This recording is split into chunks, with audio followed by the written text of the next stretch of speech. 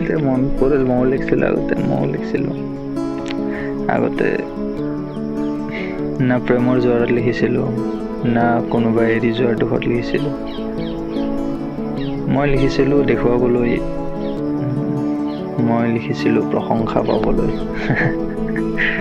মই লিখিছিলোঁ কাৰোবাক দেখুৱাবলৈ।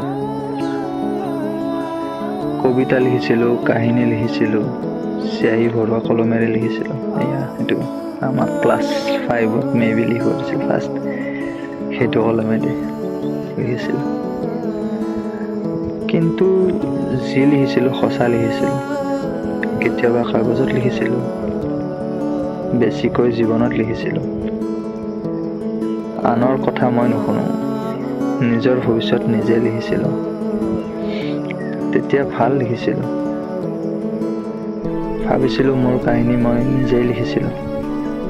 এটা ভাল জীৱন লিখিছিলোঁ, য'ত এটা ভাল ঘৰ লিখিছিলোঁ।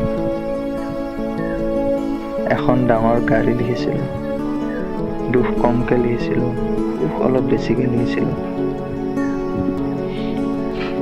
মানুহৰ কথা শুনি মই ভাল নাপাওঁ, সেই নিজকে পাৰফেক্ট লিখিছিলোঁ।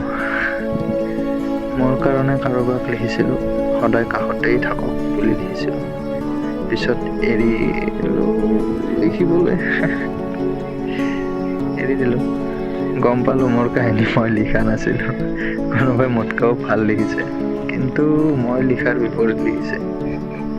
চেষ্টা কৰোঁ লিখাবোৰ কৰিবলৈ, কিন্তু কাহিনী মই লিখিব নোৱাৰা হ'লোঁ। কেতিয়াবা ভাবোঁ সকলো মুচি দিওঁ, নতুন পৃষ্ঠাত ভালকৈ লিখোঁ। এইবাৰ মই মোক লিখোঁ। মই চাগে পাৰিম লিখিব, কাৰণ আগতেও মই লিখিছিলোঁ